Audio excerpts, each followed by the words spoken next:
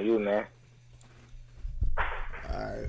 So what is good, you guys? It's your boy Randy Anderson here with another episode of the Unofficial Referees, man. Got both of my brothers here, man. Both of the unofficial referees this week. Got my boy Lauren. What's good, Lauren? What's happening? It's hot. Football season around the corner. Mm-hmm. And it's hot. Yeah, and we also got my other brother, man, Corey, in the building. What's good, Corey? What's going on? Alright, so let's go ahead and get to throwing some technical flags today. Alright, so we'll start off today by talking about CJ McCollum. He was speaking about the NBA. Some NBA players aren't going to be going to the USA game, and this is him explaining why he's not going. Me, I was thinking about the Portland Trailblazers and my family. I think other guys looked at it like, why would I want to go potentially be the face of what could be a losing roster, or the workload part? Yeah. If we all play, the workload is less. 20, 25 minutes, you're getting blowouts, whatever, you're moving on. A lot of guys don't play. Your minutes might go up. Your usage might go up. That affects your summer as you head into March. When that crash comes, that pre-January is when the crash comes before All-Star break. And then after All-Star break, guys start to break down in March, April. Those extra miles in the summertime, I already lead the league in miles or close to it every year. Like, I don't want to run around in Australia, run around in China, and then come back and have to get ready for the season when I could be strategically planning my workload, taking the breaks I need, getting my proper rest and work to where I peak at the right time. All right, so pretty much what I think is he's got a point. He's got a point where all the superstars are not going to be, all the superstars should not put that extra stress load on their bodies and then expect to be 100% at the beginning of the next season. So what is you guys' thoughts? Your thought process on CJ McCollum? Same. So what I've always, it's what I've always wondered. Like, does that even cross players' minds? I've wondered that for the longest, as long as they've been doing the whole Olympic thing. Well, they've been doing it before I was born, but, since I've been viewing it, doing those little summer games and things like that. One way to look at it is, it keeps you in a rhythm. You're out there playing in a competitive setting. But like I said, that's a definitely unique way to look at it. Some people may look at it as, they're making it, these young guys, they don't want to put in the effort, or,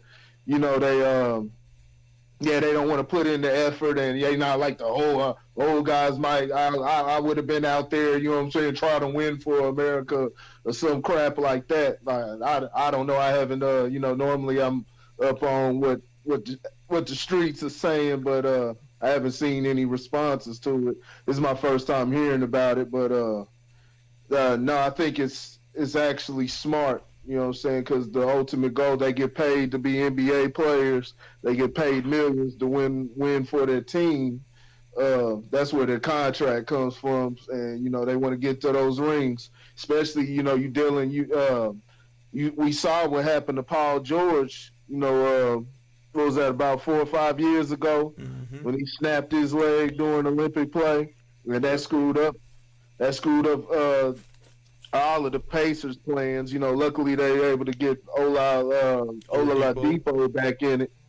Get another star. But yeah, that derailed what they had going on, and players just don't want to. That's a big risk. And so you're talking about putting more minutes, and different guys aren't going to be there. This is a big season where you have these duos, and it's you don't know who's gonna win. This is a big opportunity for many guys to get a championship this year. So they're bypassing all the extra stuff. Like, they want to focus on that season and be ready. Be ready to it's going to be a battle this NBA season. So I agree with him 100%. All right, Lauren, what you got for us? Yeah, he was spot on. There's little to no value. Everybody in the world knows that America has the best basketball players.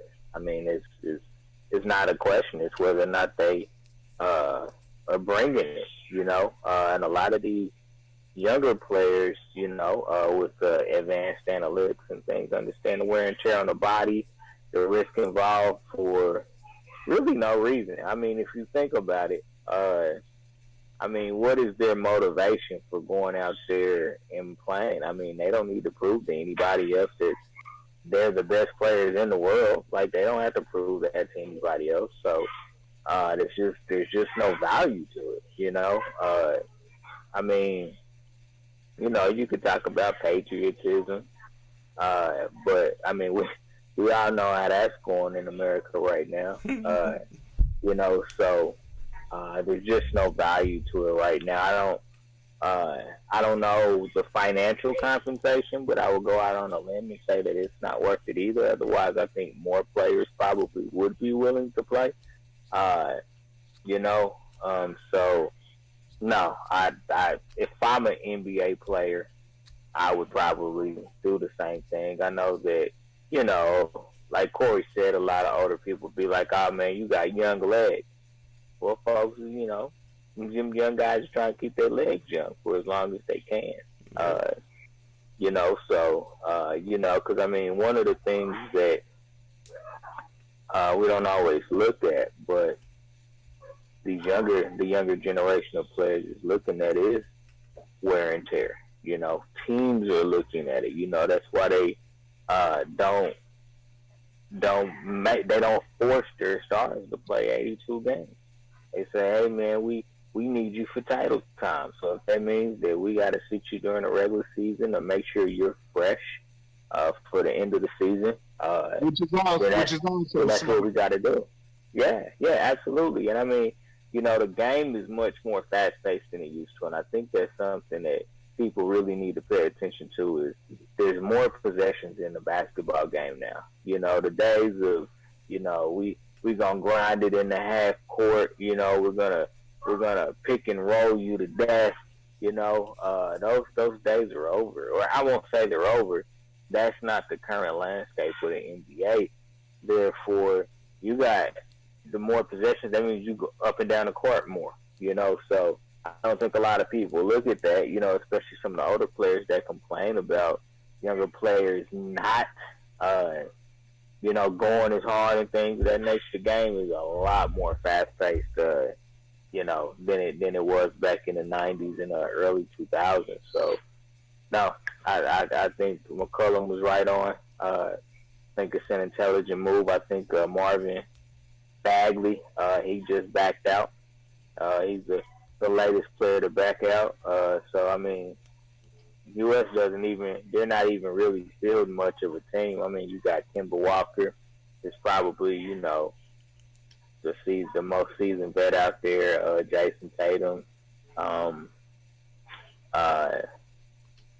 don't even know. Kyle Kuzma is out there. They're running out of players. Cool. Yeah, I heard he backed out for some reason. Good. Well, who cares what reason it is? Good. Need to rest up.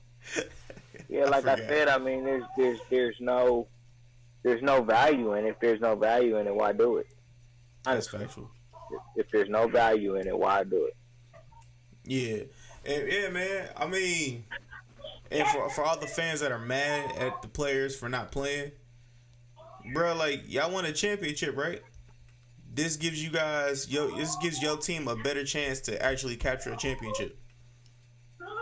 And this gives, I guess you would say, the not A-star type players, not the superstars and A-star players, a chance to actually go overseas and play for the United States of America.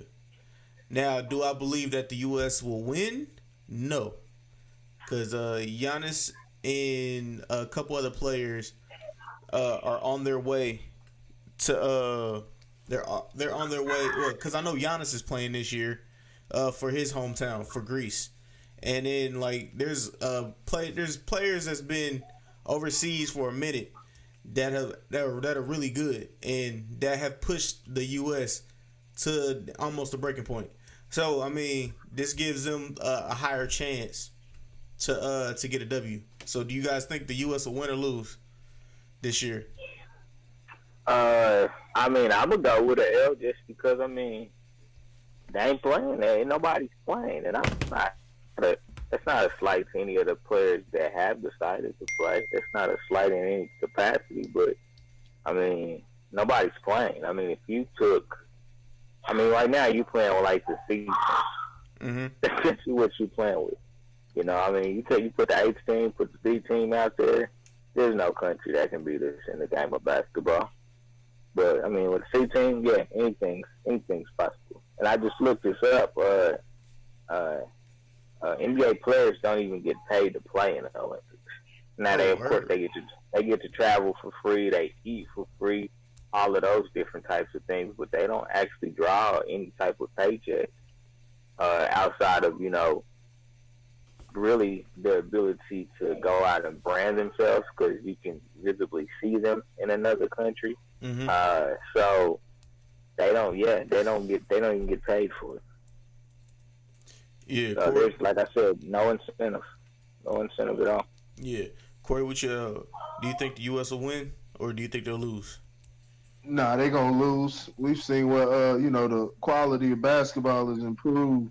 Over the past 25 however many years it's been since the classic Dream Team was going. Quality of basketball has improved around the world. We saw what happened when it was just a slight change. You really couldn't get everybody on board. What was that? Probably about 2004 or sometime around that. Mm-hmm. You had some good guys on there, but it wasn't the top stars in the league. And you saw, I think the U.S. ended up getting third in that one. So now, like I said, the quality around the world has just gotten better. So I don't expect them. I don't expect them to win. They'll probably get something like shit. They fuck around, might get their lowest. I don't know what their lowest rankings ever been, but shit, they might not even get a bronze, man. Oh shit! Honorable mention. They might not even get a bronze because, like I said, the quality around the world. You got Antetokounmpo out there. You got Serge Ibaka, Siakam on. Probably gonna be on different squads. Mm-hmm. Let's just think of the different guys. In the league that who are from overseas. I'm pretty sure Doncic gonna be wherever he's from. I don't know where these guys exactly from. Not top. Doncic from like Lithuania or something like that. Like I said, and even with Greece, you talking about not. I think shit. If anything, like I said, I haven't looked to see who's gonna actually participate, but you got the three Antetokounmpo brothers. Yeah. You know what I mean? So you got some players out there, man. It's not going. The third squad. They fuck around and have fourth place or something. All right. So before we move to not third squad, but C team. C team. That's what it is. It's not the A team. They lucky Kimber ain't go take it back to the roots. You said what? I said they lucky Kimber ain't take it back to the roots. Now I know he himself is not from any descent, but I know his people did. Yeah. Okay. Mm-hmm. He got that kind of name. He got that. Yep. That's a straight roots name. That's a straight slave ship name, huh? Yeah. All right, so before we move to the NFL, just a quick fact. Derrick Rose is making $7.1 million with 18 points per game in a 48% shooting rating. Chris Paul is making $38.5 million with a 15.6 points per game in a on 42% shooting. So go ahead. I'll tell you. Okay. So do you think Derrick Rose is underrated and Chris Paul is overrated? That's the question I propose to y'all. No and no. Okay. Nah, I don't think that Derrick Rose is underrated. I think that Derrick Rose is finally starting to accept who he is. now as a basketball player. Derrick Rose came into the league, as a menace of getting to the cup. He didn't. I ain't gonna say never. He didn't have a developed jumper until those knee injuries caused him to have to recreate his game in order to stay in the league. So now, I don't think he's underrated. I think at this age and stage in his life, in his career, he's considered an older player now. So, teams aren't willing to take the same type of risk. Now, Chris Paul is not overrated. I don't feel he's overrated. I think, he has the proper rating. There's two things that work in his favor. Number one is, when he garnered that contract, that's an agent. His agent got him the money, so you really can't knock him for taking it. If his agent can get him the money. Plus, he's the president of the Players Association, so he understands the ins and outs and how to manipulate and do different things. So, I don't know. I haven't looked at the latest NBA rankings, but I don't think Chris Paul is up there anymore. Now,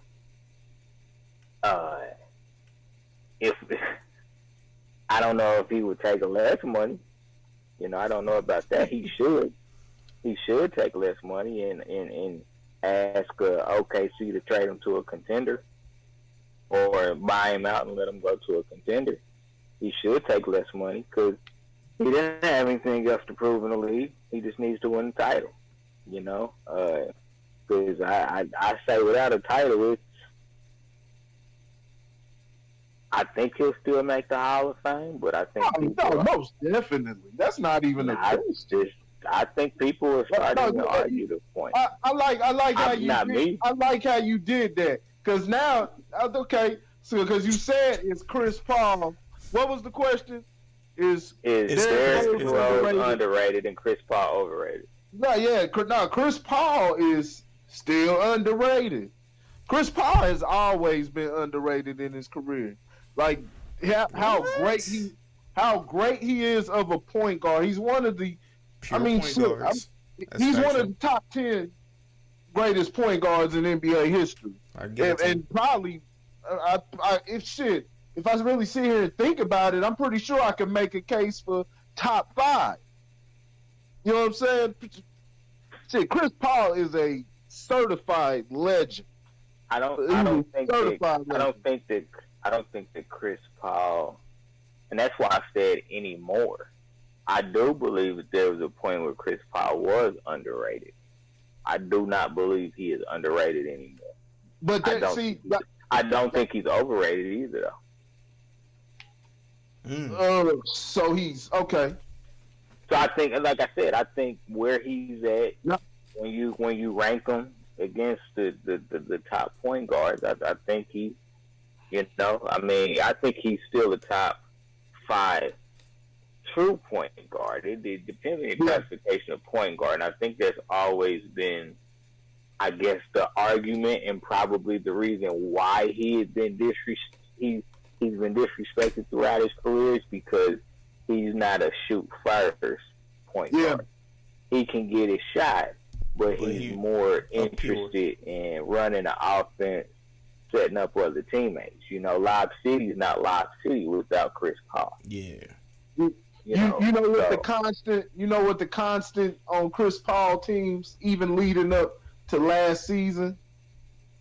What, injuries? That too. The last couple seasons. That too. But the constant with Chris Paul is simply winning. He wins. Chris Paul wins. Now, he may not always, he doesn't go all the way in the playoffs. It's been different things from injuries and, blowing game 7s and things like that. I think injuries have been the biggest downfall. But if you go to the regular season records, just go through the years. He had a he had a undermanned New Orleans team. Remember what they did against LA that first round in the show Chris Paul put on. They were just undermanned, especially they had David West. Man, he made Carl Landry look like a star that series. Y'all remember Carl? Y'all remember Carl Landry? You ain't heard from him since.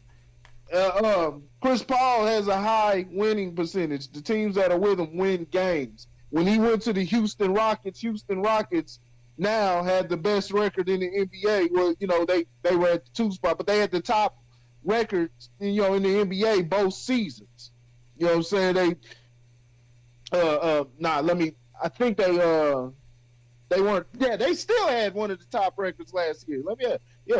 No, they just started out slow last year. Last year they had the best record in the league after the All-Star break. After the All-Star break, and even from the point to where they started off like 1-7 or so, they had to boot Melo up out of there. You know what I'm saying? But even from that point, they had one of the best records in the whole league, even from going from mid-November all the way to the end of the season. So Chris Paul teams, he's shown there is a regression, what I'm saying? There is a regression, just from old age, but Chris Paul's still a winner. He hasn't showed that he, what I'm saying, he's a loser yet. So I think he's still, they still kind of looking at him, I think he's been, I ain't gonna say been done dirty, what I'm saying, because I know it's a situation where Oklahoma City has to take on his contract, so they just can't straight get rid of him yet. But he got did dirty. Yeah, he got did dirty. But if you got a situation, you got to go with your star. You're not gonna get rid of Harden. Harden just gave you 37 points a game this season. I'm talking about that. What? I'm talking about the box trade to LA. Oh yeah. Well, he'd have a title if he was. That old David Stern. You know what I'm saying? They didn't want to see that was them wanting to push LeBron. That's that LeBron machine. LeBron was the chosen one. They had to give him some titles. So that's all that was. You can blame Stern and the LeBron machine on that. But I mean, other than that, man, Chris Paul's a legend. And I think any team that gets him, when they're able to move him, because they're not going to be able to do much with OKC, but any team that gets him, that's an outstanding pickup. Hopefully they can work something out to where the Lakers do it or something. But man, that's they can get him back, make it happen this time. But man, he's a true point guard. It makes sense. He's a traditional point guard. Yeah. And he gets and I'm telling that's what works, because you get the ball movement, somebody who knows how to pass, knows how to, lead the game and things like that. Sometimes these guys who, these new age guys, they just, it does, if you're able to make it happen, you're a deep threat and things like that, you got an advantage, but sometimes it stops the rest of the offense, when you got your point guard just constantly, he's being the shooter, and it gets everybody else out of rhythm because they're not receiving the ball at all. So, we see what happens with Portland, outside of Lillard and McCollum, and, you had Rodney Hood. Outside of those, where were you really getting your scoring? Especially after Nurkic was gone. And, that's somebody you bang, what I'm saying? But I'm talking about swinging the ball, able to get those points, 3-pointers, different things like that. You wasn't getting it from anybody else. So, yeah. Chris Paul, man. That's the man. All right, so we're going to stay in the NBA real quick. And for the last thing in the NBA, I got a question for you guys. It's going to be a top 5 question. We all have to agree to disagree on making this top 5. You know what I'm saying? So it's like a Mount Rushmore of a certain group of players. All right? So before we do that, let's go ahead and talk about Rich Paul and the NCAA on his thoughts on the Rich Paul rule. Does anyone really believe a 4-year degree is what separates an elite person from a con artist? So what is you guys' thoughts on that? Nah, that's the easy one. Nah. You know what I'm saying? It's just something. It's just something. For identification. It doesn't. It's something for identification. I will say, schooling. There are many times. No, I'll say it like this: schooling shows that you've had it. Things like that. Those papers and diplomas. It shows that you've had a level of schooling and familiarity with the product versus someone that doesn't have it. Because like I said, a person that doesn't have those type of things can um, they can learn the tricks of the trade and things like that. 9 times out of 10 people don't. They choose don't. They don't have it because they don't even deal with that type of situation. So I understand that. It's just how but the schooling system is exploited and it's been turned into, instead of trying to advance people, it's a business, and it's just another part of economics and things like that. So it's it's become a business. Even with sports, it's not even about education with them and things like that. But check this out. You can have your 4-year degree and still be a con artist. Huh? You can have your 4-year degree and still be a con artist. Oh well, yeah. So I got to look at your question too. Like, anybody can be, of course. Yeah, I think that's what. Yeah, I was saying, is a person qualified, or can they be? You know what I'm saying, that a particular agent? But yeah, man, you can be shit. Anybody can be a con artist. Like, yeah, anybody can be a damn con artist. So it's better if you get your, you got your diploma, you're able to go through the ranks, you know what I'm saying, and conceal yourself. I mean, and not even have to conceal yourself, because a lot of times it's just about who you know and things like that. So, the whole game is about being a con artist. I agree with you, but with that being said, he's teaching these kids life lessons. Like, I know we spoke about it last Monday, but he's teaching these kids, or no, we talked about it Thursday on Word on the App. But he's teaching these kids, he's willing to teach these kids life lessons and give them access to places that they would not have access to. Nah, he ain't giving them boys no damn life lessons. He getting them he getting them they damn money, and that's what it's about. Business, get that damn money. No. If it was about life lessons, I'm not talking about the Anthony Davises and John Wall. I'm talking about the young kids, the kids coming straight from out of high school or college. I don't know. You know what I'm saying? He's providing. I don't know about life lessons. He's providing opportunities. I'm pretty sure he's throwing some lessons in there.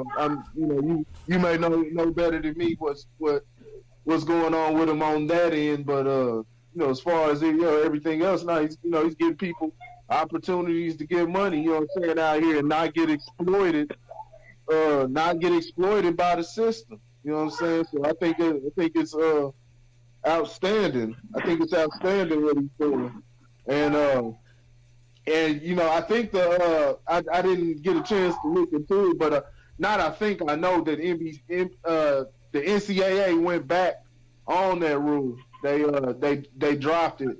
I don't know what the parameters are now. I didn't look into it, but I know they dropped what they had in order now. That shit wasn't fair. That wasn't cool. And they probably realized that they were blocking out some guys that they needed. Who knows, man? I don't know. All right, Lauren, what you got for us? Yeah, spoken like a true hustler, baby. Spoken like a true hustler, boy. I love it, man. I mean, and I'm not saying he's wrong by any stretch of the imagination. And we'll talk about this in a few minutes. I mean, any hustler would say that, and it's 100% true. You don't need a college education to represent somebody. You know what I'm saying?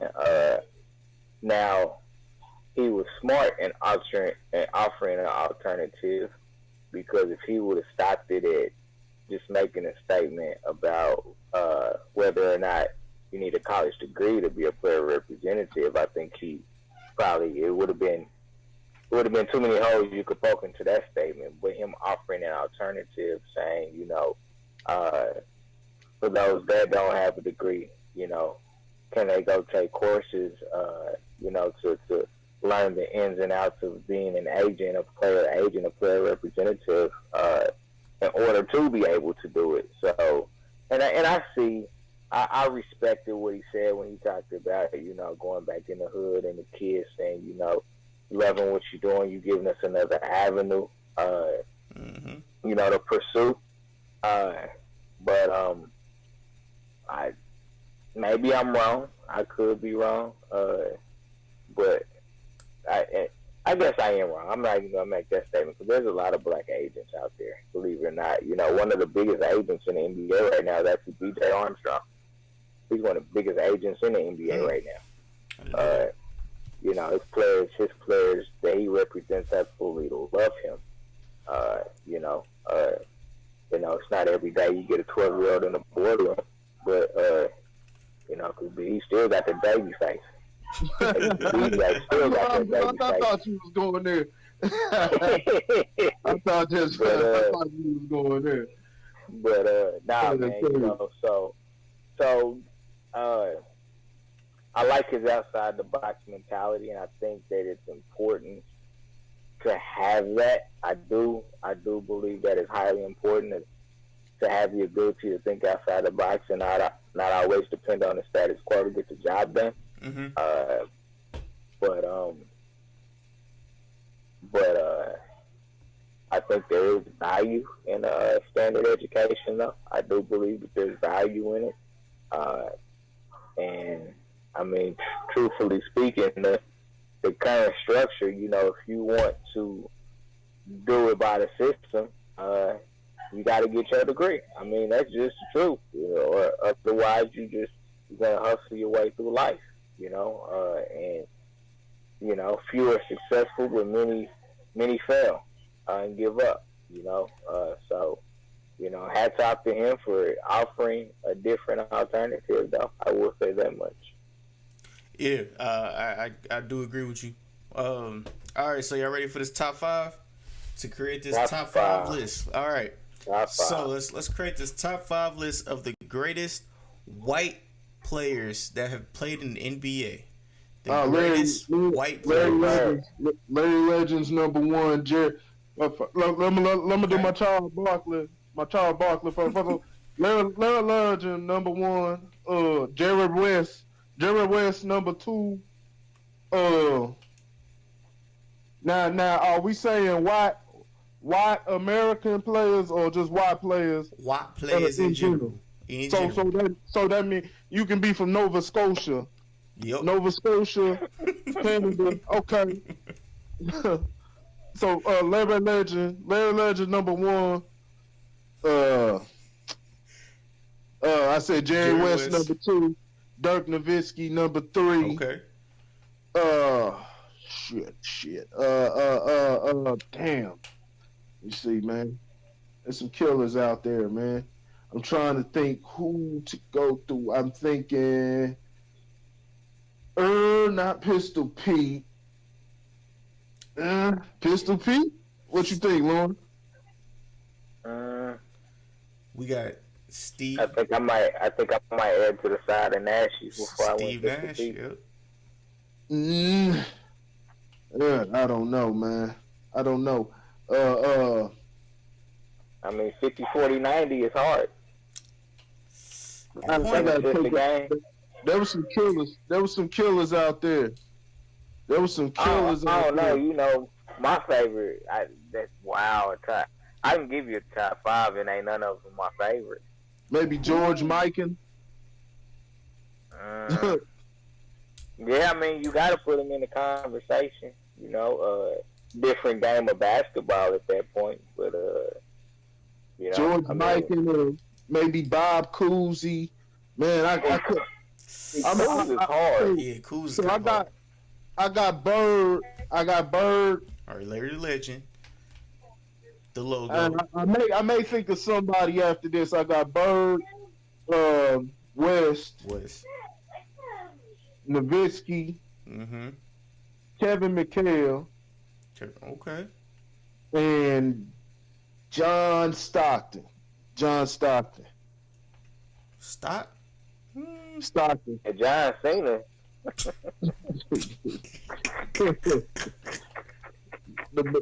I'm talking about shorts. John Stockton. He talking about crotch rockets. All right, Lauren, what you got for us? Larry Legend, number one. No questions asked. Somebody want to talk about it? Talk to somebody else about it. Larry Legend, number one. Number two, I'm gonna go with Stockhouse. Jerry Stackhouse. Nah, he was black. He was black. Yeah, he had ashy lips. John Stockton. Oh, you said Stockton. My bad. Yeah, John Stockton too? It's Stockton and two. Over the logo? Yeah, I'm gonna put him over the logo. Yeah. I go with the logo got a ring, man. Yeah, the general manager. Huh? He's as a general manager. General manager. No, logo got a championship ring. Did he? Okay. Yeah, I guess he did. Yeah, you're right. I'm gonna go with the logo number 3 though. Jerry West would be number 3 for me. I put Dirk at number 4. And then at number 5, Tim Duncan.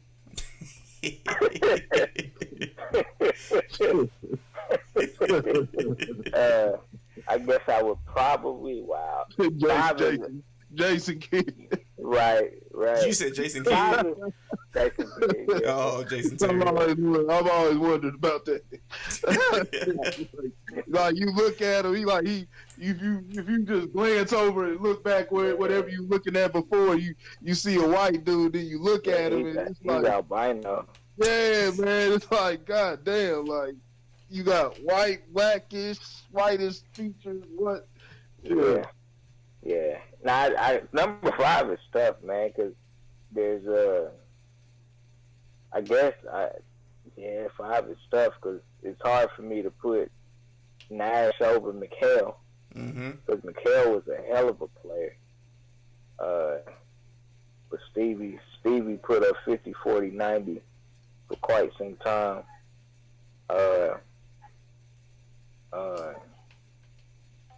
Hell with it. I just go with McHale.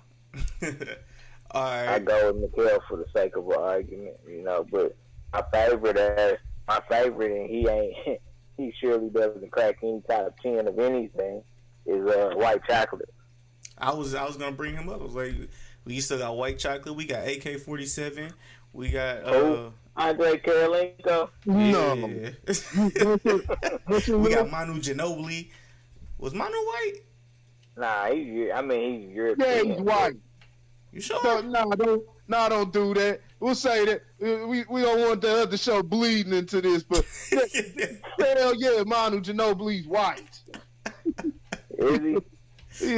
Sure. White people don't have no nose. White people don't have no nose like that. I don't know where he get that nose from, boy. He be smelling everything. I know. All right. I'll pretty much go with what you guys said. Larry Legend, number 1. Number 2, I might have to go logo, to be honest with you. I might have to go logo. Steve Nash will be in my top 5. Dirk Nowitzki. And number 5, damn, what was his name? I just had his name. No, I definitely wouldn't put Kerr up there at all. Fuck, what is that dude's name? I just forgot that was his name. Luke Longley. You said who? Luke Longley. Nah, I don't know who that is. But what? Oh, you a Bulls fan and don't know who Luke Longley is? Oh, I mean, I know who he is, but it's just like, drop a flag on this nigga. Drop a flag on this nigga. I can't think of this nigga's name no more. I'm not a Bulls fan, but I was a Michael Jordan era fan. You don't know Luke Longley, dog. You talking about the nigga with the goggles? That's cool. No, Luke Longley ain't had no damn goggles. We can't hear you, Lauren. You muted. That's Horace Grant. That's Horace Grant, a black dude. Bruh, no, they had a white nigga with some big ass goggles. Trust and believe. I Man, remember. Luke Longley was a corner piece. That was Kurt Rambis. You talking about the Lakers? Yeah, that's the Lakers. Sid. No, you talking about that shit? Longley was a corner. Longley was a corner piece. To the, you know what I'm saying? Hey, whoa, slow down, Tiger. Slow down, Tiger. Was he not? He was a starting champion. He was a starting center on a championship team that went 3 in a row. Yeah, I guess if you want to say that. And Longley hit some big defense. Hey, and Longley hit some. Keep in mind, I watched them. Remember, Longley hit some big shots in Game 7 against the Pacers. That was Michael Jordan's only. Well, that wasn't his only Game 7, but during that whole 3-year deal, you know what I'm saying, when he came back from being 45 and all that 3-year title reign, that was their only Game 7. You know, Longley came up big, man. That man, he had that mid-range shot, man. Don't disrespect Luke now, man. Come on, man. I got you. Carden 5, Luke Longley, Dennis Rodman, Scottie Pippen, Michael Jordan, and who was the point guard? Ron Harper. There you go. I just want to see y'all know. Randy Brown, Judd Bushler, Tony Kukoc, and them coming off the Jason Caffey. I keep going. I go to the water boy of the squad, man. Dickie Simpkins. I think John Sally was on there one year. Come on, Scott Burrell. Come on, man. Was Sal's on there during the championship year? I know Sal was there during the 72-10 season. I think that might have been his last. Maybe, yeah. No, I'm lying. Because John Sally was with the. John Sally was on the Lakers when Kobe and Shaq won. Yeah. Also, this is funny. With Ron Harper, people forget Ron Harper was the starting point guard on that 99-2000 championship squad with Kobe and Shaq. With Glenn Rice at the small forward, AC Green power forward. Hey, there was some other guys on that squad now. Yeah, Ron Harper. Yeah, Horace Grant. Hey, we forget Horace Grant was there in 2001, 2002. Starting power forward for the Lakers with Ori coming off the bench. Yep. Yeah, I forgot about that one. Now, Glenn Rice wasn't there that year. That's when they started. They had Rick Fox starting. I couldn't stand Rick Fox. But hey man, let me get. I'm gonna go off subject, man. You got me reminiscing. Man. You don't know about Luke. You don't know about Luke Longley, man. Oh man. All right, and what I was laughing about is. I was trying to find his name, and I put in the top 5 greatest white players. Why LeBron didn't come up number 1?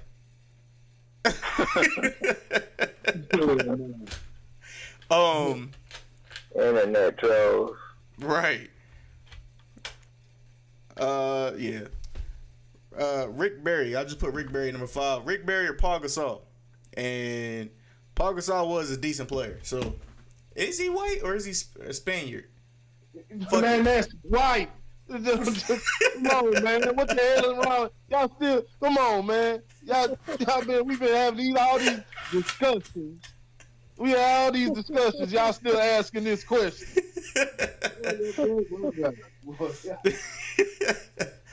All right. So let's go ahead and move over to the NFL. Let's go ahead and move over to the NFL real quick. And let's talk about let's actually lead off the story with Antonio Brown, and I'll let Corey take his place. All right, so Antonio Brown is complaining about having a 10-year-old helmet that he does not want to switch out for one of the newer helmets that are supposed to be way better, and it's supposed to help. What's the word I'm looking for? Help decrease getting the concussion. So Corey, I'm gonna let you take a mic on this.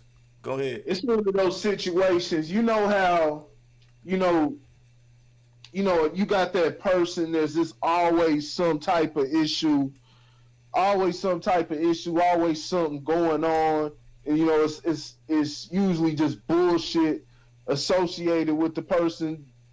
To by the time they get to a point there and they bring up another issue, but this time it's actually valid or something. Mm-hmm. You just had enough of the person. You like, man, fuck that. Nah, I'm sick of your shit, dog. Like, nah, go the fuck over there with that shit. You may snap out or you may just ignore it or whatever it is. But whatever it is, you don't want to fucking hear it because it's just always something with them. That's the case with Antonio Brown. If it wasn't, it's always, last year, the coaching, this and that, got into it with the talking about money and this and that. And that. Then he's, talking about Juju Smith, getting mad at Juju because Juju had more catches and he's getting some recognition and, just had his name in just a whole bunch of mess, going at Shannon Sharp and this and that, just calling out anybody who had something critical to say about him.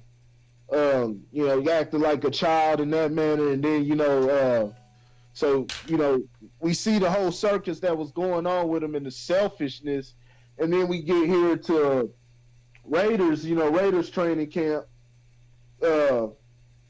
flying in on a fucking hot air balloon. Then, he suffered some type of, he was doing the cryogenic thing. Oh, yeah. And I guess burnt the damn skin off the bottom of his feet or something from the ice. Got a frostbite. And so, and that's something that's valid, but like I said, you keep just having, it's too much shenanigans. So you have the frostbite situation, and then after that, so now you've had the frostbite situation, and I'm positive the teams like Gruden and all them, they're like, hey, take care of that. That's a real medical issue. But now you're talking about if you don't get the helmet that you want, the helmet that you have, the NFL switched to these new helmets and everything before the concussion protocol and everything like that. And he says it affects his vision, with catching, which is something, it's something valid. But you've had all of these goddamn situations. We giving you the frostbitten feet. We giving you that. Mm-hmm. Shut the fuck up now. It's time. Shut the fuck up. Nobody wants to hear it. You have I'm pretty sure he has a valid point. There's something little thing when it comes to players and just anybody when it comes to routine, little small details and things like that can just mess with you. It causes anxiety with you, and you won't even perform the right way because you want it this certain way. That's what makes the great ones great at times. They got to have it a certain way so they can maintain that chemistry, the consistency and everything, and that's what makes those guys great. But come on, shut the fuck up. Now what the Raiders are going to have to do is bite the fucking bullet. Oh. They're going to have to bite the fucking bullet because we're talking about Antonio Brown, regarded as the best wide receiver in the NFL, even when defensive backs talk about it. He's the best one. His work ethic is unrivaled. His preparation, things like that. So that's something that goes well in his corner. This is business. They want to win. They got to. You want to win, just win, baby. So that's their motto, just win, baby. So they need to be advocating for them. This is what they inherited. They already knew what was going on with Antonio Brown. The Raiders have always had this culture where they get the outcast type of guys, the crazy guy. So they've always had this. So you have to deal with them. Back them up. Because what else are you going to do? I mean, you traded away. You already got rid of Amari. You traded away future Hall of Famer linebacker and you see how he was able to help the team that he was traded to. He was able to improve the Chicago Bears. You know, Antonio Brown, he's run on those. He's 31 now, so he's crossed. He's into his 30s. I'm pretty sure he can still perform at a high level, and he better do that, because any sign of significant regression, it's gonna look. Now he's not gonna have anywhere to run. Any sign of significant regression, if he's not operating as an elite receiver, he can have, you know what I'm saying, slight regression, that's all right. But you going from 100 catches to, you have 68 catches with 900 yards, or you sitting right just at, 1,000 yards. No, you should have at least 11 to 1,200. Anything other than that, man, is hard regression. This gonna look real bad. Worse than it already looks on his part. So right now, Raiders need to be kissing his ass, though. They need to. It's that simple. All right, Lauren, what you got for us? Man, if Antonio Brown don't sit his dumb ass down. Man, look, I understand. Stars have routines. I get it. I got superstitions, man. I totally get it, man. But this guy right here, like, Antonio Brown is just being, at least this is just my opinion, I feel like he's being reckless. The whole foot thing, this is typical AB. Typical AB. You know what I'm saying? I got to do shit my way. You know what I'm saying? And hell with the team, he hurting himself. You know what I'm saying? Risking his own health. So, I just don't understand him right now. Now, the helmet thing, he's not the first player to say that they hate it. I don't like it. They hate it. So, he's not alone in that regard.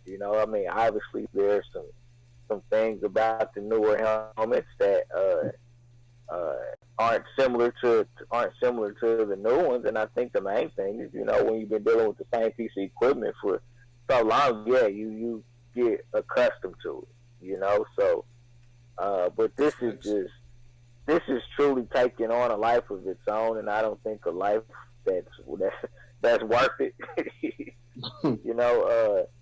I think that he needs to concentrate on football, doing everything he can to get healthy. The whole helmet thing is nothing new, and I think that's where I'm like, man, you knew this was coming. Mm-hmm. Like there wasn't any it wasn't like the NFL just made this up. Like, this is something that's been on the NFL books for 2-3 some odd years now. Every single player knew about it.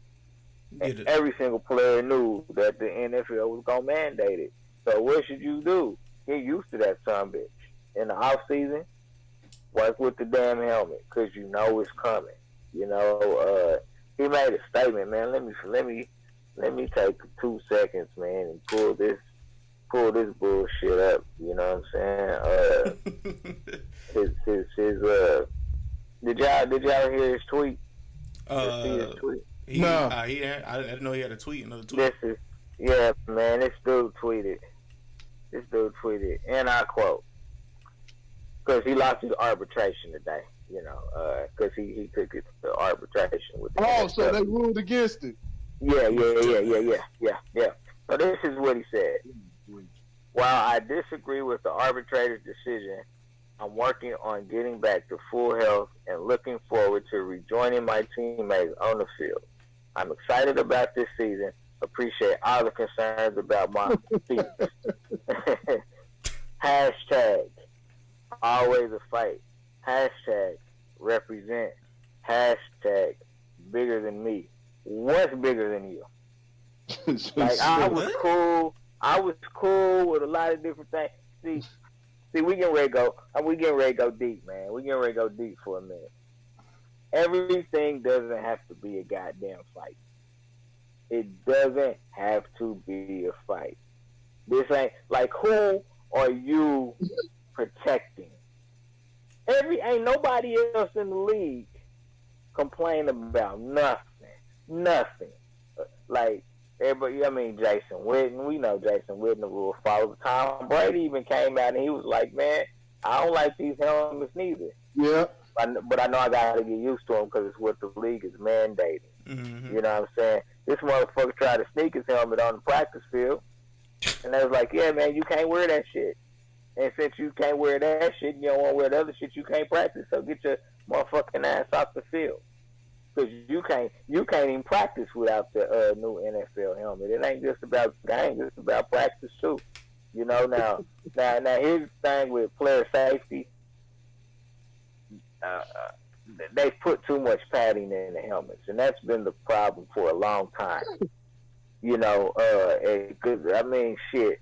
Football's a violent sport, man. You know what I'm saying? I mean, shit. You might as well go out there with a baseball cap on, man. It don't fucking matter. You know what I'm saying? But I want my damn, I want my bang for my buck. I want my damn football players damn near slobbering every 3 words. You know what I'm saying? By the time their career is over, to let me know they put it all on the line. You know what I'm saying? He risked it all for me. This boy is a fool, man. But I understand the sentiment, though. I'm not even gonna front about that. I do understand the sentiment. But yeah, man, I'm just gonna say that I think Antonio Brown is just kind of lost it, man. You know who I blame this shit on? I'll tell you who I blame this on. LeBron. Oh. Nope. I blame this on Vontaze Burfict. LeBron. Vontaze Burfict. For popping his ass. Man, Vontaze Burfict put it on his ass, and Antonio Brown ain't been the same since, bro. He had the blonde mustache. He ain't been the same since. Corey, tell me I'm lying. So, you think, hey, you might be on to something. Say he knocked that boy stupid, huh? Man, look, bro. I always thought, I never thought like Antonio, and maybe I wasn't paying attention. Now, they said always had like a little streak to him, but I've always viewed Antonio Brown as, you know what I'm saying, like, of course his work ethic is never a challenge, but I've always viewed him as, you know what I'm saying, that model guy. You know, he never came across extra, in my view. You know, he's always been a great guy. Then something just happened to him last season. He went full retard. Let me not get kicked off. What's the special? Yeah, he got knocked full special. Full special, yeah. Yeah, I think he got. I think Vontaze is perfect, man, and knock that dude on his face. You know what's crazy though? Who's on his goddamn team now? Vontaze perfect. Vontaze perfect. and Nate Peterman. Mm-hmm. Right. Out there running for 50 yards, preseason.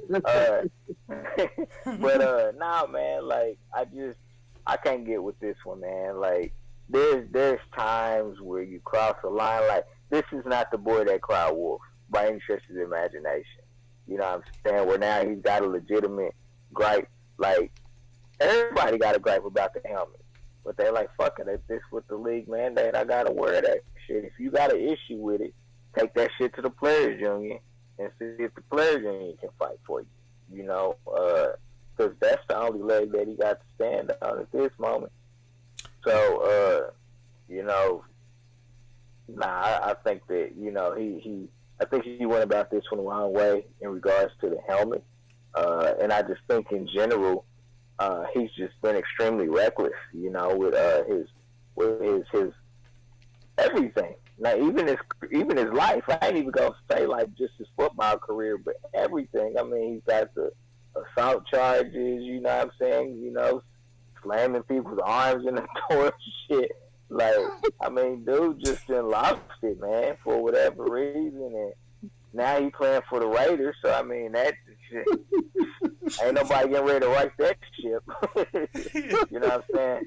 Now I do respect Gruden. Gruden did come to his defense today. he said, you know what?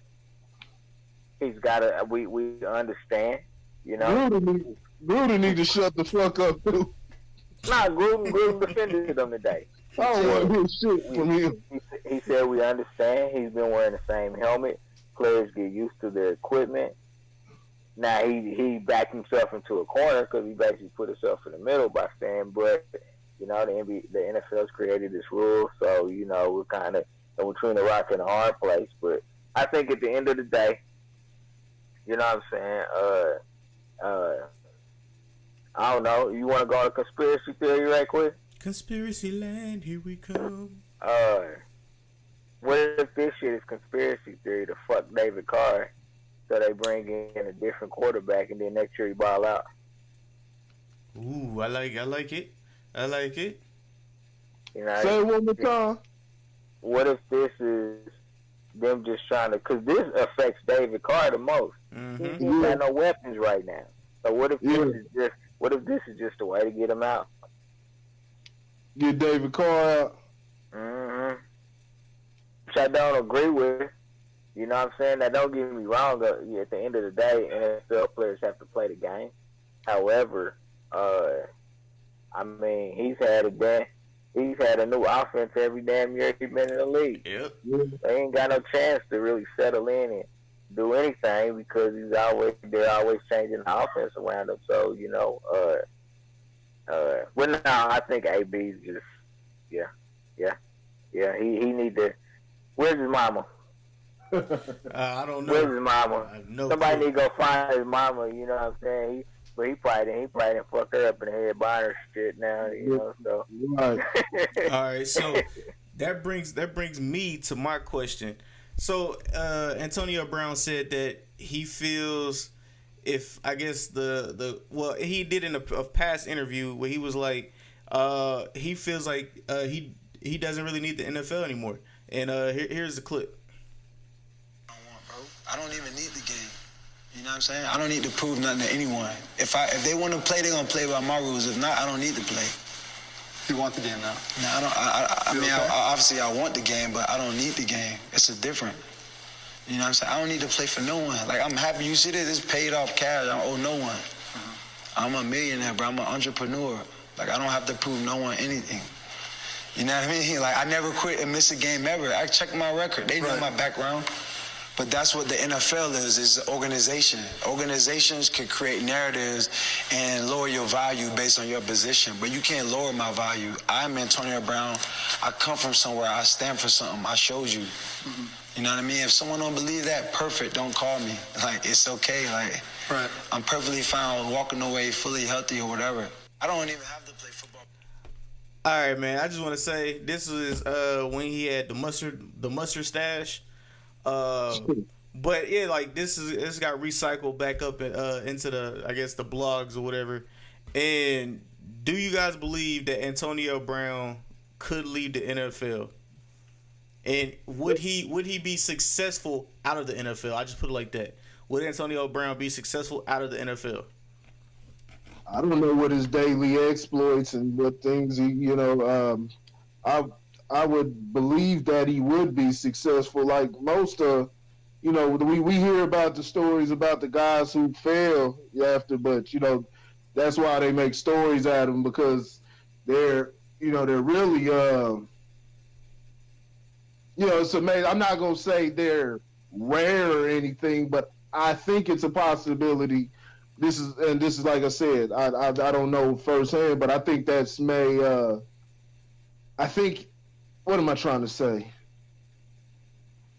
I think it doesn't happen more. Those guys like that are in the minority.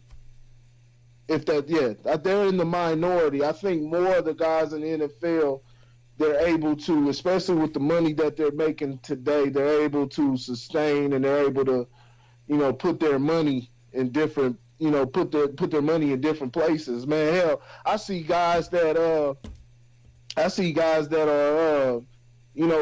were just on the bench. Now I'm not talking about a guy who played in the NFL. Maybe was practice squad or something. I'm talking about guys, out there on the actual team and things like that. You got guys who were just on the bench, and They fuck around, have a car lot, or just small businesses. It puts you in a situation where at the very least you're able to survive. You know what I'm saying, for your lifetime. You may not be balling out, watching Bentleys and mansions and yachts and things like that, but it's in a position to where you're really not struggling you'll never struggle anymore. And I think it provides that opportunity. So I think I believe now. I would not surprise if he doesn't have his money tied up in many different places. I mean, that's what, you have these guys out here, they're learning that things, it's been talked about a lot. And so many guys are acting upon that, investments, different things like that. So, who knows? But as far as his statement that he just made, it's like that guy, talks all that shit, talks about how they don't need somebody, whether it's a dude or a female. Whether it's a dude or a female, they in a relationship talking about they don't need the person, and as soon as the person about to head out the door, they wait, where are you going? Like that.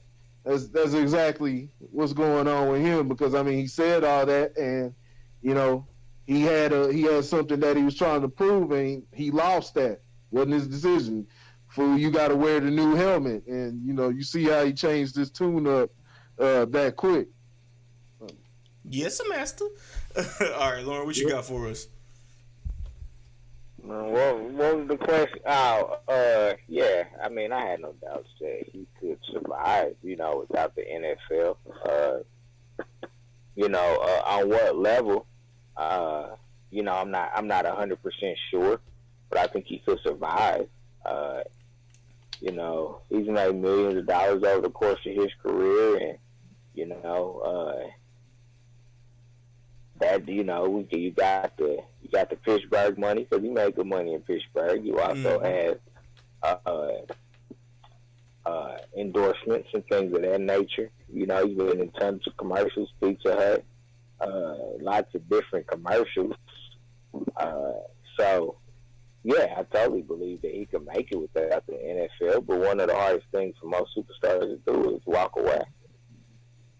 That's one of the hardest things for stars to do, is walk away from the thing that they love, the thing that put the money, put the food, on the table that, allowed you to live the life that you live, because you always think that you could still continue to compete on a high level. I think, I think Antonio Brown is either going through something where he sustained some type of head injury. And I ain't saying that. I'm not saying that as a joke, man. But he just like something just changed, in his demeanor and things of that nature, and he's just not the same guy that we are accustomed to seeing. Now, maybe this guy was always there, and something unleashed the beast. That's always a possibility. But he hasn't been the same type of person. I'm not gonna say the same type of player, because his numbers are outstanding. Mm-hmm. Even with Juju doing what Juju did, he still put up about 1,300 yards last year. A lot of people, I don't think, know that Ben Roethlisberger led the league in passing last year. Two receivers over 1,000 yards is, a hell of a feat. And so, yeah. Do you see Antonio on a future episode? Yeah. A future episode of Outside the Lines with him and Julius Sayal. I thought you was gonna say going for broke. I was gonna be like, damn. Nah, man. Brain study. Nah, yeah, I know what you're talking about. They gonna put his ass on there with Bomani Jones. That's what they gonna do. Shout out to Bomani. They gonna put his ass on that show with Bomani Jones got.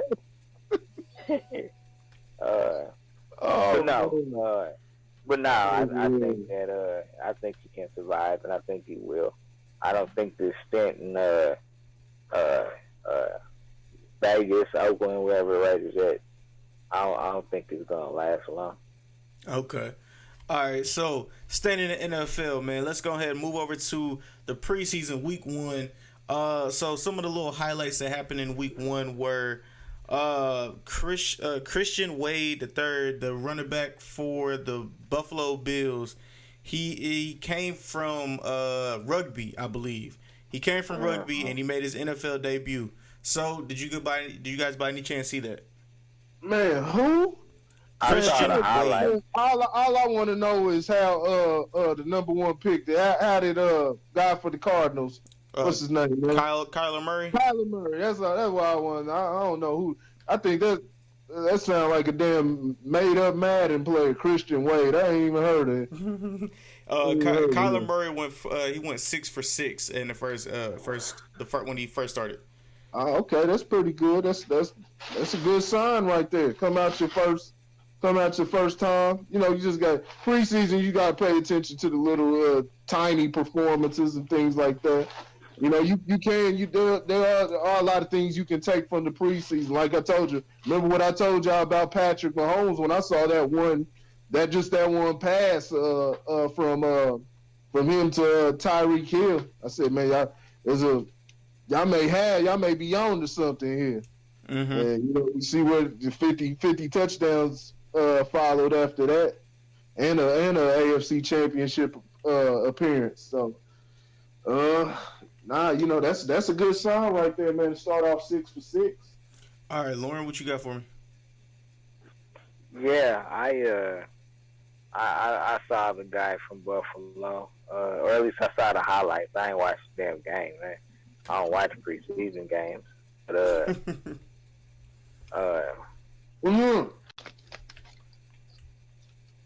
no, man. I mean, you know, I think there are some things you could take away from the preseason, but I don't know if it has anything to do with the quote unquote stars.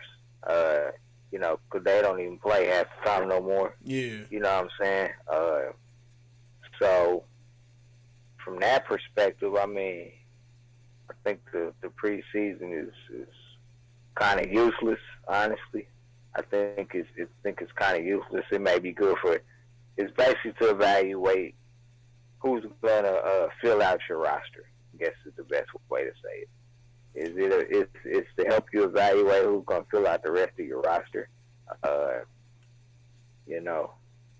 But yeah, I ain't seen nothing that I was like, oh, okay. I mean, you got the bullshit going on in Dallas with Zeke right now, so you know, that's how Jerry Jones is talking about is the rookie that they got. You know what I'm saying? That is ready to play. We know that's some bullshit. But yeah, I don't give a damn about the preseason, man. I'll be honest with you, man. I'm just ready for game 1, week 1, man. Week 1. Give me some real football, man, because they just have made they just made a mockery of the preseason. You know what I'm saying? I mean, teams was coming out before OTAs start talking about, yeah, the starters aren't playing in the preseason. We just wanted to let y'all know. Yeah. Now this, what were you saying? Now this is the opportunity for some you know, the guys you know from school, the guys you know from school and shit. That's for you to root for them and have a chance at absolutely. Huh? Yeah, absolutely right. That's why I said this is an opportunity to fill out your 53-man roster. You already know who your starters are going to be for the most part, but you want to see who, you know, your rotational players. You know what I'm saying? You want to see what they look like, because that's how you fill out a roster.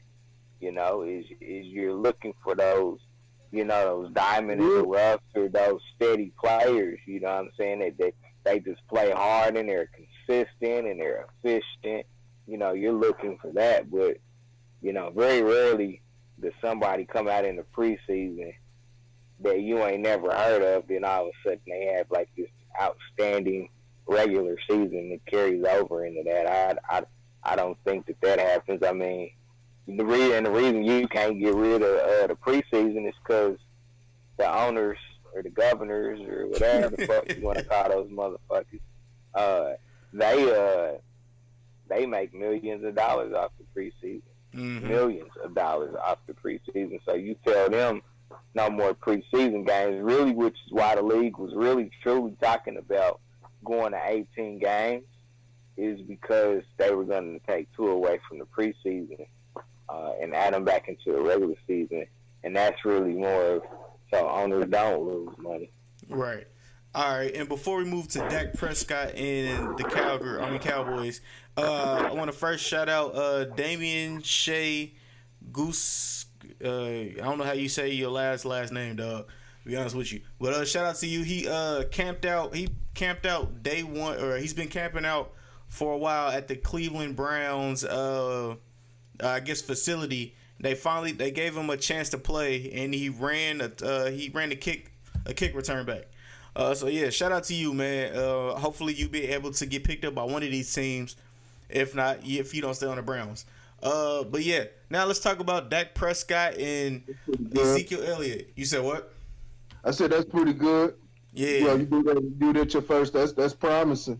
You always want a good kick returner. Remember Dante Hall, Devin Hester. You always want to have that guy like that. That could sway a game. People underestimate, those kickoffs. That'll change the whole tide of a game around. Especially offense playing terribly. Remember, Devin Hester did the shit. Devin Hester and Dante Hall did wonders for their teams, man. So, yeah, you definitely need that. Yeah. All right. So yeah, let's go ahead and get ready to round this thing off with Dak Prescott and the Cowboys. Dak Prescott declined $30 million that was offered to him by the Cowboys. So what is you guys' thoughts on Dak Prescott turning down $30 million a year? What's you guys' thoughts? A year? Yeah. I You heard him right. You heard him right. He turned down $32 million because he won $40. He done lost his motherfucking mind, man. I didn't know nothing about it. You know what I'm saying? I haven't really kept up with everything lately, but good Lord, that's ridiculous. Yeah, he's lost his damn mind. I don't know who his agent is, but needs to be fired immediately. That agent needs to be fired immediately because I know that wasn't Dak Prescott's doing. That's ridiculous, man. I mean, he's lucky to get 30. He's lucky to get 30. I mean, don't get me wrong. He's a serviceable, not serviceable. I'll say more than that. He's a good quarterback. But you talking about $30 million? That's elite numbers, man. That's an elite level of amount of pay right there. And let's be real. It doesn't work without Ezekiel Elliott's the best player on that offense. Outside of the guys on the line, Ezekiel Elliott allows Dak Prescott to do what he does. Makes it hard for them, to decide whether it's going to be a run from Prescott, Elliott, or Prescott can make that pass to, his weapons he got from, I think Beasley gone, huh? You said what? Is Beasley still there? I'm not for sure. Well, Cole Beasley. No. Yeah, Cole Beasley's gone. Oh, okay. Well, just even going off of last year, he had Beasley. These aren't no pushover guys. Amari Cooper playing well. Gallup. So you got some weapons. And he's self value, self confidence when it comes to that. That's to be commended. But let's be very realistic here. I mean, we can. Yeah, nah, man. He's putting too much value in himself, from my perspective.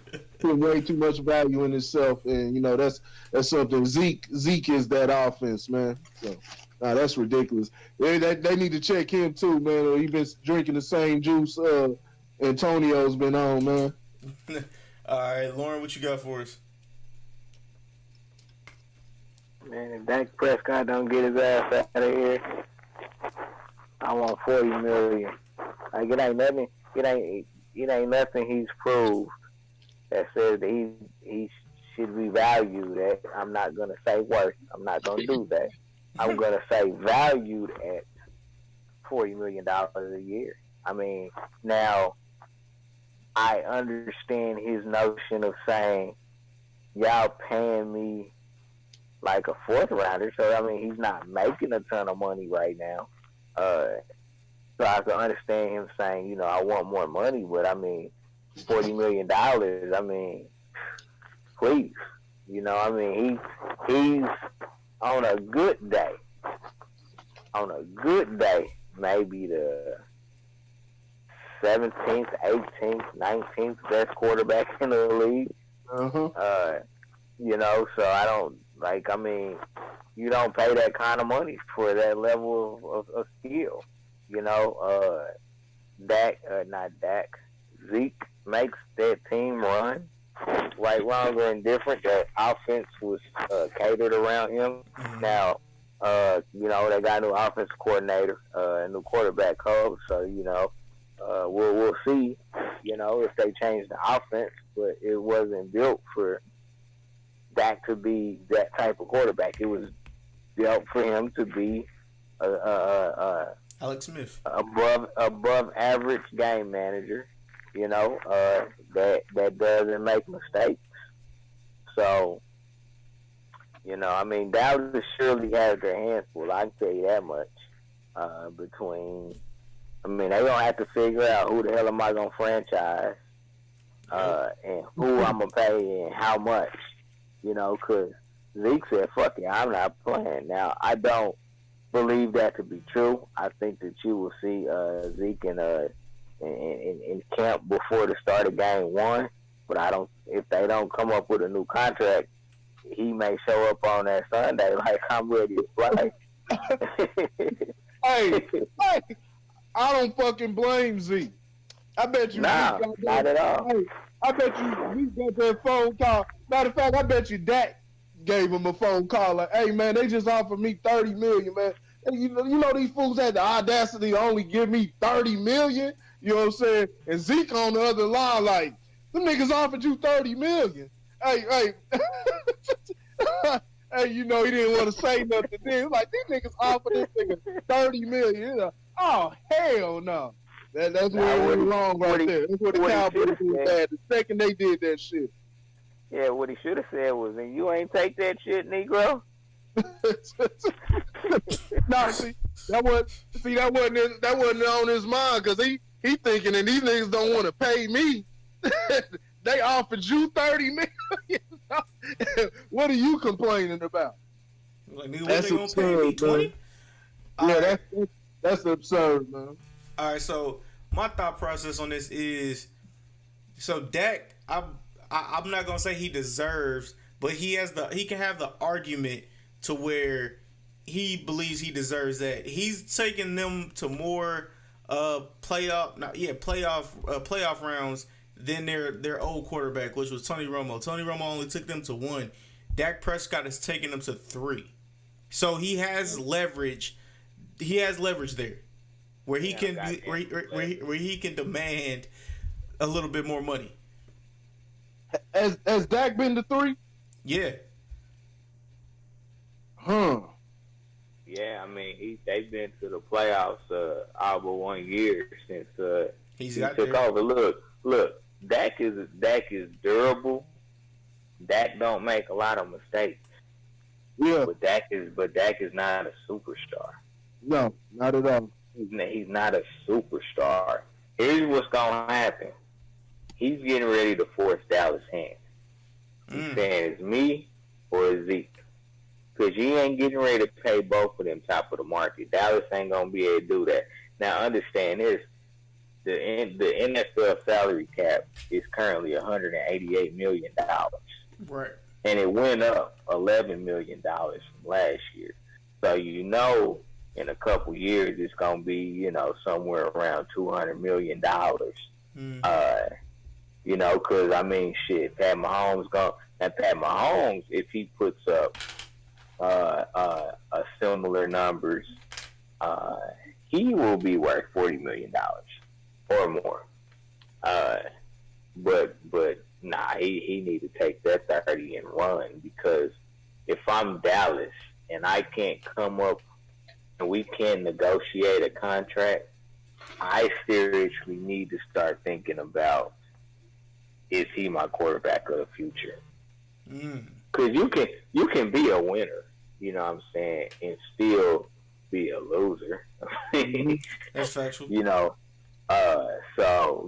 Yeah, I mean, he's got I think his record is like 36 and 18 and some shit like that, over his little 40-year career. So, if you take the law of averages, that's, just slightly over four losses a season, which is fucking good. Seriously. Yeah, that is good. That's good. However, if you're gonna be asking for $40 million, you need to have at least put me in a conference championship. At the least, if I'm gonna pay you $40 million, hell, fucking Tom Brady, Aaron Rodgers, Matt Ryan, they don't make $40 million. The highest paid player in the NFL is not even the best player in the NFL. The highest paid player in the NFL right now is what is Russell Wilson? Oh yeah. And he's not, he's not the best player in the league, but he's better than fucking Dak Prescott, I tell you. So now I think he needs to take. Here's what I'm thinking about now. You can't be Tom Brady and be like, I'm gonna take a pay cut. Y'all just pay me under the table, or whatever the case may be, so we can make sure that we have good players on our team. But he seriously needs to think of the team as a whole, which, of course, you're not supposed to do that shit. But if you want to win, you're not winning shit without Zeke Elliott. You ain't winning shit. It's factual. And Amari Cooper, because Cooper's gonna want to get paid, even though he did say that he'll handle it when that time comes. But we all know what that means. Amari Cooper's overrated. Oh damn! You know what? You can franchise Coop. You can franchise. Yeah, franchise him. Yeah. You know what I'm saying? And make him, I think when you franchise a player, you pay him in the top 5 receiver, as a top 5 receiver in the league. So if you want to do all that, you can franchise Coop and just call that shit a day. That's not to say Coop ain't good either. He's just overrated. He's a hell of a football player, but he's not a top 5 receiver in the league. I can tell you that much. He's not the top 5. I can give you 5 better wide receivers right now. Yep. Ooh. Go. I was gonna say, yeah, go. Antonio Brown, Julio Jones, Odell Beckham, okay, DeAndre Hopkins. Yep, that's 4. Shit, Tyreek Hill is better than Julio Jones.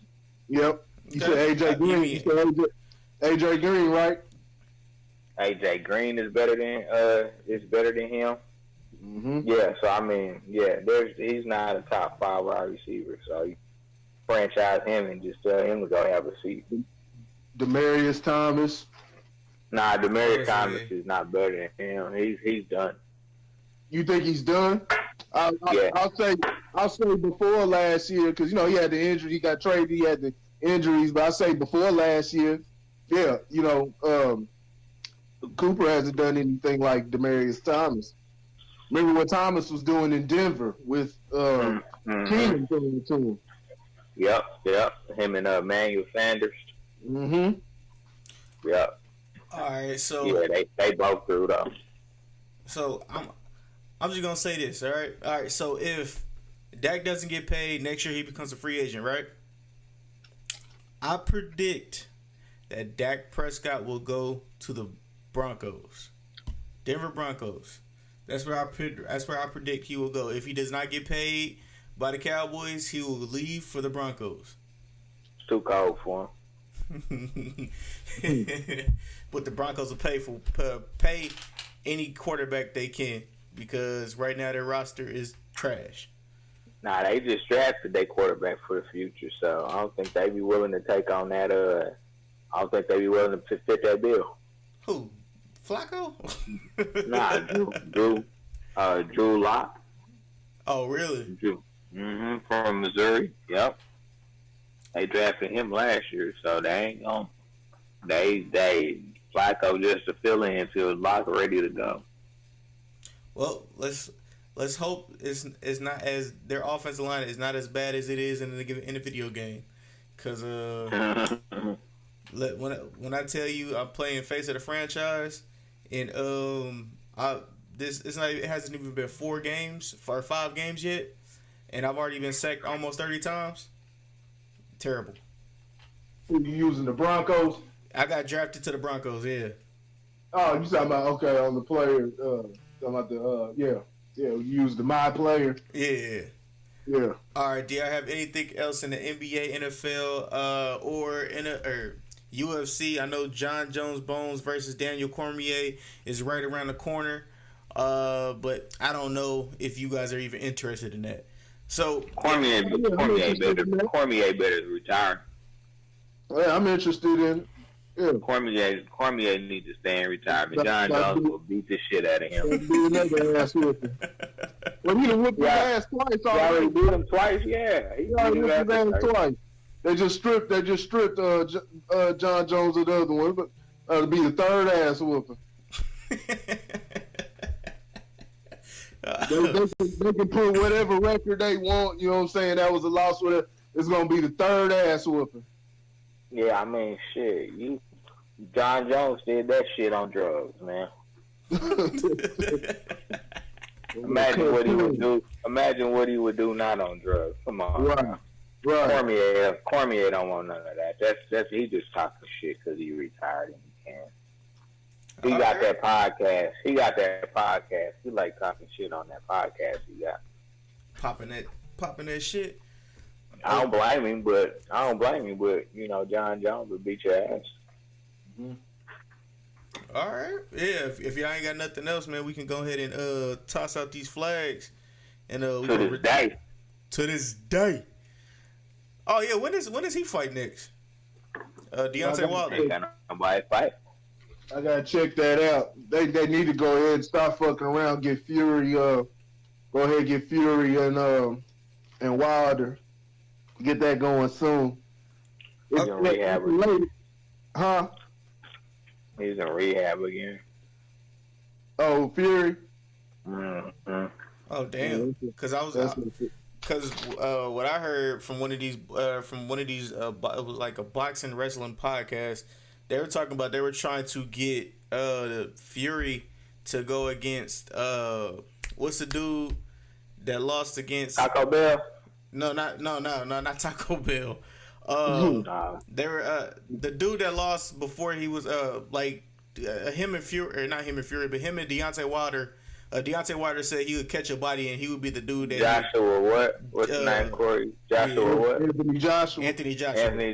They were trying to get talks going to where those two will go at it, and then the winner from that, Tyson Fury against Joshua, and then the winner from that will either go up against the Mexican dude, and then Deontay Wilder. Bell. Yeah, Taco Bell. Yo quiero Taco Bell. Tyson Fury will beat his ass. Boy. Anthony Joshua don't want him. Ooh, I believe I'll say the same thing. Taco Bell don't want none either. Yo quiero Taco Bell. Yeah. The before the fight. Joshua. It's gonna be Joshua, isn't it? Joshua's been quiet lately. You've been seeing Ruiz has been on a little tour and everything. Enjoy it while you still can, because it's gonna be short lived. Mm-hmm. Hey, he embarrassed. He got beat by the oversized Chihuahua from Taco Bell. Yeah. That's how that is. Embarrassing. Big ass bitch. I'm gonna eat a Snickers bar for my fight. Come on now. Yeah. Come on now. What's that commercial? You're not the same when you're hungry. Eat a Snickers. Right. Yeah, that's a good one right there, boy. So yeah, man, this has been another episode of the Unofficial Referees with your boy Randy Anderson and both my co-hosts and my brothers, man, Corey and Lauren. Till next Monday, or till next Tuesday, technically, is when y'all get the episode. I do want to say one thing. For some reason, things have been going a little wonky over my way, and the upload speeds on YouTube have been super slow. I got a whole new Wi-Fi router and everything, but everything's been going super slow, so I don't know what's going on. You most likely get the audio on Tuesday, but the visuals you might get it Wednesday, Wednesday night, one of the two. It just depends on if the Wi-Fi is good. Wonky, huh? Spell that shit. But yeah, man. Shout out to everybody that's been rocking with the Unofficial Referees, man. Shout out to our sponsor, Anchor. What else? I think that's about it. And shout out to everybody that's been rocking with us. But yeah, if y'all got any parting words before we want to bounce out of here, right now would be the time to say. Week 1, come on, baby. I'm tired of talking about people talking about baseball. I know these motherfuckers hitting home runs and shit again, but I need me some football. That record numbers, and I'm glad, I'm glad they do it.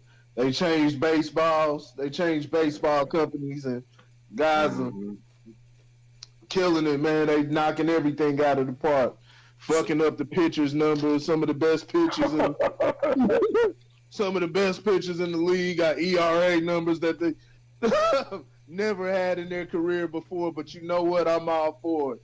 You know what I'm saying? Juice up the balls, and like I said, I said over and over again, put the players on the steroids too, man. I want to see them knocking the ball in the fucking into the fuck. I want to see somebody in the fucking Royal Stadium knocking into Arrowhead, man. You know what I'm saying? Get the balls juiced up, get the players juiced up, and let's bring baseball back to where it was at. Make baseball great again. Make baseball great again. That should be the name of this episode. Hey, that's why they juiced them balls, because they couldn't juice them players, man. Yeah. They had to juice them balls. Yep. Because I tell you this much, man. Ain't nobody watching baseball. Yeah. So if it wasn't for these home runs, would nobody be watching baseball, man? It's factual. Here's my thing. I'm gonna say this right quick. I don't know if I've ever said this before on this show, but baseball is hand-eye coordination. Mm-hmm. Yeah. I don't give a goddamn how much steroids you on. If you can't see the fucking baseball, you can't hit it. Yeah. So, trying to keep players like Barry Bonds. Barry Bonds was a Hall of Famer before he started taking steroids. Uh-huh. He was a Hall of Famer before he started taking steroids. So to keep him out of the Hall of Fame, man, that ain't nothing but the damn Baseball Writers Association being a bunch of dicks because they can. The whole thing with baseball is all screwed up. Pete Rose. Pete Rose should have been in the fucking Hall of Fame. Long time ago. They got Pete Rose for betting, but that didn't take away from that's skill. The numbers that he put up was skill. He didn't get He didn't get caught with a banned substance or anything like that. He was betting against the shit. He was betting against I don't even think he was betting for his team, putting money on his team. From what I remember, now I could have the facts wrong, but I do remember I think majority of the time he was betting for himself, and he put up the numbers and everything. There's no reason Pete Rose shouldn't be in the Hall of Fame, but that's how they work, man. That's why nobody don't want to watch that shit. Yeah, they letting anybody in the NBA Hall of Fame. Oh, speaking of Hall of Fames, the NFL Hall of Fame was this week or last week, and Aqib Talib entered the Hall of Fame. He got into the Hall of Fame. Aqib Talib, not Aqib Talib. What the fuck is this nigga's name? Oh shit, man! You talking about Champ Bailey? Champ Bailey, yeah. My bad, Joe. Champ Bailey. Scared me. I thought we entered another reality or some crazy shit. Champ. Yeah, Champ Bailey. Bailey got on that motherfucking stage and turned out. From what I heard, that motherfucker out, boy. He said, "Hey, man," he said, "I'm still a black man. I dealt with that my whole career, and if you don't see it, you part of the motherfucking problem." Hey, shout out to him. Shout out to Champ Bailey. Shut up, nigga, and take your trophy. Shut up, nigga, and take your goddamn trophy. Well, CT, we run a CTE scan on your ass. You won't wake up from your. Hey, you see your boy Steven Jackson? Steven Jackson. What about from the Rams? I ain't talking about Steven. That's who I thought you was talking about. Yeah, did he make Hall of Fame? Nah, but he signed one of them 1-day contracts to retire as a Ram. Oh, that bullshit. Yeah. Check this shit out though. I can't stand the 1-day contract. I hate that shit too. I hate that shit. I see what they're trying to do, but man, fuck out of here with that shit, man. Your career was over. Well, nobody remembers Allen Iverson's second stint with the Sixers. Nope. And he actually played games, but don't nobody even bring that shit up, man. Come on, man. Yeah. Well, part of any contract in the NFL is a random drug test. Man, if you sign a 1-day or motherfucking 10-year, is drug testing. So this fool gonna post on Twitter talking about, even though I signed a 1-day contract, I would not be taking any random drug test. I said, Steven Jackson been out there on that ganja, bro. Man, for real. He was blazing. Him and Ricky Williams. Oh, yeah, and another person that was inducted into the Hall of Fame, I just want to send a smooth, resounding fuck you. Fuck Tony Gonzalez. Okay, at least I ain't the only one. Yeah, a smooth, resounding fuck you to Tony Gonzalez. Atlanta Falcons made my career. Y'all niggas sound big mad. Nah, Tony gave y'all some great years, man. Y'all wasn't doing nothing for him. We got disrespected by a bitch nigga. He gave y'all great years. He was there when y'all was sitting up there going 4-12 and 3-13, getting blown out by 40 points every year. TG was right there with y'all, man. Don't do that, man, like that. He got to play with Trent Green and Priest Holmes too when we was out there balling. Hey, man, he opened up the offense for the Trent Green and everybody. Here's all I'm saying. All I'm saying is Atlanta did not make your career. Nope. You ain't win no damn titles there either. Exactly. Hey, you know what though? Yeah, I will say that. I will say that Tony Gonzalez acts like he has forgot to play, that he played for the Chiefs. I will say that. Yeah, I think he claims Atlanta more than Kansas City. He showed the fuck up. Atlanta Falcons and his mama. Hey, one thing he can add on is he didn't win no ring. So, hey, remember 28-3. Yeah. That's all that matters. Yeah. Yeah, boy. Who else in was it Brian Dawkins? I'm not even sure. I think Doc was already in it. I could be wrong. I know Ed Reed. Ed Reed got in. Yeah, his old Okay. ignorant ass Hall of Fame speech. Hey, Boy, keep I it black. tell you what, boy, he shouldn't have played, boy. I just don't never let his ass try to be like, nigga, go out there and play. This Hall of Fame speech was terrible. I don't know what that shit is. Was it worse than LaDainian Tomlinson's? Yeah, it was worse. Nah, that's saying a lot because I heard LT's bullshit. A long line of Tomlinson's. If we sick, boss.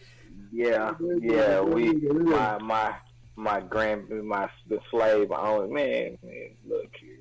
Well, get out of here. Look here, boy. I tell you what, boy. Man, head injuries is a motherfucker. You know I got to dance for Messi now.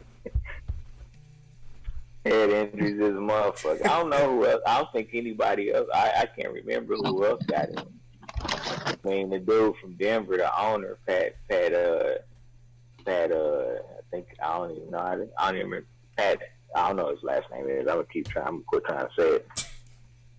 But the owner, Pat Bowling, that's his name. Pat Bowling. He got in. His family did his enshrinement. There was somebody else that got in though. Then I can't think of their name. They must not have been excellent if I can't remember. It just happened last week. Well, anyway, I know there was this person that got in, but I can't think of who it was. But I know them Hall of Fame speeches this year was terrible. It was terrible, man. They need to have somebody write their speeches for them. Yeah.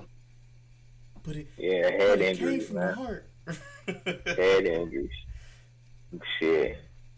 If they ever want to make, a real protest about head injuries and things like that, give a warning to all the youth. All they got to do is play a boxer and NFL players interviews, man. Yeah. That's what they got to play, man. Shit is sad, man. Hey, do you think that Randy Moss should have been a first ballot? Oh, of course. Yeah. Of course. Yeah, man. I'm real sad that I ain't gonna say sad, but I'm disappointed that the Bros did what they did to him, man. Yeah, my favorite player in NFL history and the second best wide receiver ever. Mm-hmm. Don't be upsetting Chris Carter like that. Huh? You said Chris Carter gonna get mad. You're gonna have to be, man. Randy Moss number 2. Number 2. Man, shit, that's Steve Largent, man. What you talking about? Steve Largent.